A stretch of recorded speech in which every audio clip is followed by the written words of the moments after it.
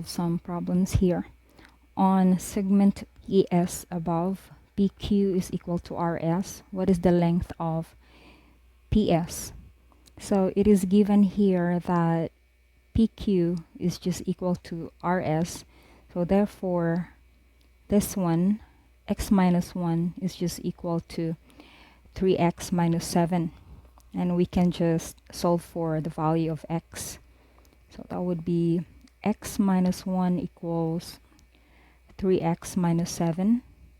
Then we add 1 to both sides.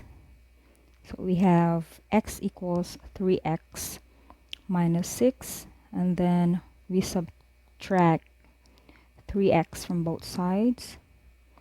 So this is just x minus 3x is negative 2x equals negative 6. And then we divide both sides by negative 2. So x is just equal to 3. Therefore, segment PQ is just 3 minus 1, which is 2. And then x here is 3. And then this one is just 3 times 3 minus 7. 9 minus 7 equals 2. Since we already have the values for segment PQ, QR, and RS, then it follows that segment PS is just the sum of PQ, QR, and RS. So that would be segment PS equals segment PQ plus segment QR plus segment RS. So this is just 2 plus 3 plus 2. Therefore, segment PS is just equal to 7. So this is equal to 7.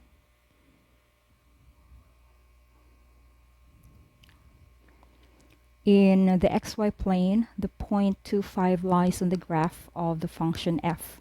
If f of x is equal to k minus x squared, where k is a constant, what is the value of k? Okay, since the point 25 lies on the graph y equals f of x, which is just equal to k minus x squared, then that means this point 25 satisfies this equation.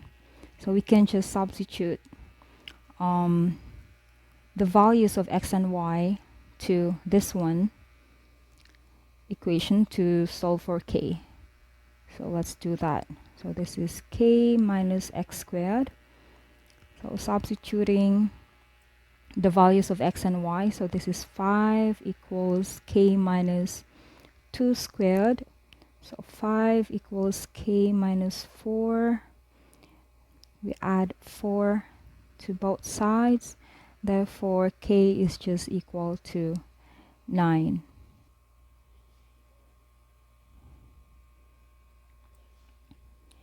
What is the sum of the complex numbers 2 plus 3i and 4 plus 8i, where I is equal to the square root of negative 1?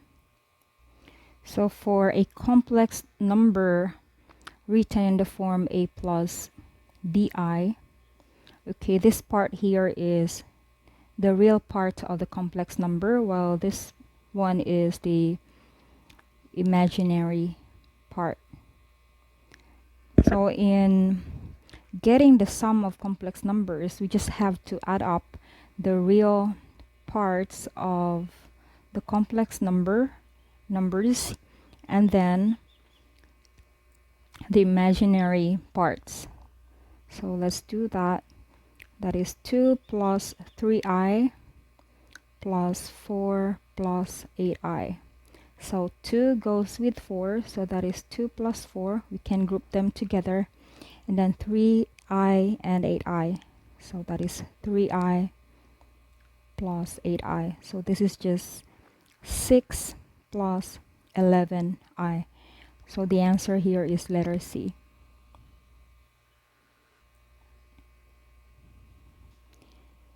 In the equation above, p and t are constants. Which of the following could be the value of p? So we're given here this equation. We can simplify this or multiply this binomial terms here, or expressions, using the distributive property or the FOIL method. So we can just write that as 4x squared minus 9 equals, we multiply this one, this one, and this one. So that is p squared x squared minus ptx plus ptx minus t squared. So this one cancels out. That is just equal to 0. So we have 4x squared minus 9 equals p squared x squared minus t squared. It says here that p and t are constants. So that means this equation here is true for all values of x when 4 is equal to p squared and 9 equals t squared. And now we can solve for the value of p. So 4 equals p squared. We get the square root of both sides. Therefore, p is just equal to 2. Or positive plus minus 2. So p is equal to 2, or p is equal to negative 2.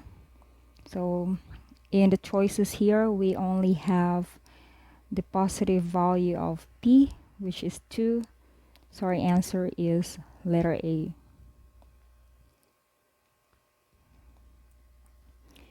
If x is equal to 2/3 y and y equals 18, what is the value of 2x minus 3? It is given here that y is equal to 18. So all we have to do is just plug in the value of y here to the first equation. So that would be x equals 2/3 y. X equals 2/3 times 18. 18 is divisible by 3, so this is just 6. Therefore, x is equal to 2 times 6, and x is equal to 12. And now we can solve for the value of 2x minus 3. So 2x minus 3, this is just equal to 2 times the value of x, which is 12, minus 3. So this is 24 minus 3 equals 21. Therefore, the value of 2x minus 3 is just equal to 21. So the answer here is letter A.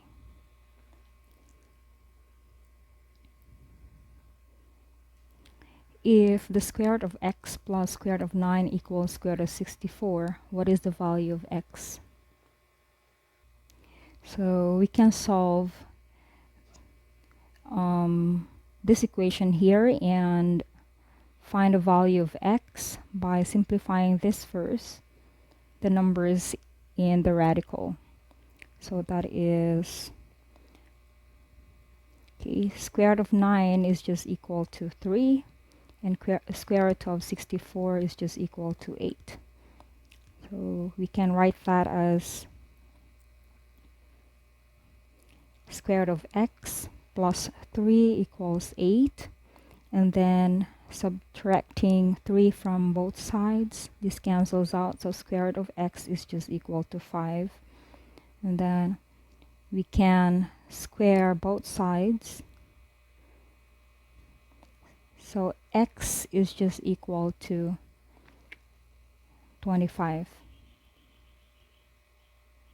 Therefore, the answer here is letter C. Which of the following is equivalent to 4x squared plus 6x over 4x plus 2?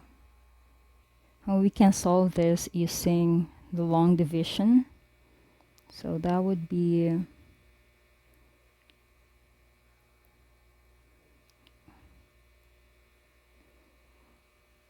4x squared plus 6x divided by 4x plus 2. So we divide the first terms first. So that would be 4x squared divided by 4x. So this would give us x, and then x times 4x plus 2. So this is x times 4x. This is 4x squared, then x plus 2. So that is plus 2x. And then we subtract.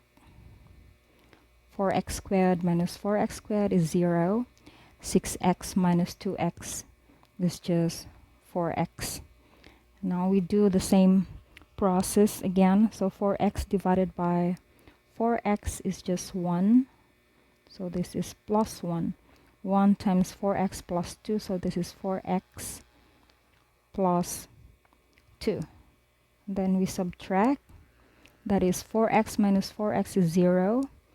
And then we don't have here 0. So this is 0 minus 2 is negative 2. So we have a remainder of negative 2. Therefore, our answer is x plus 1 plus negative 2 over 4x plus 2. Or we can just simply write this as x plus 1 minus 2 over 4x plus 2. So the answer here is letter D.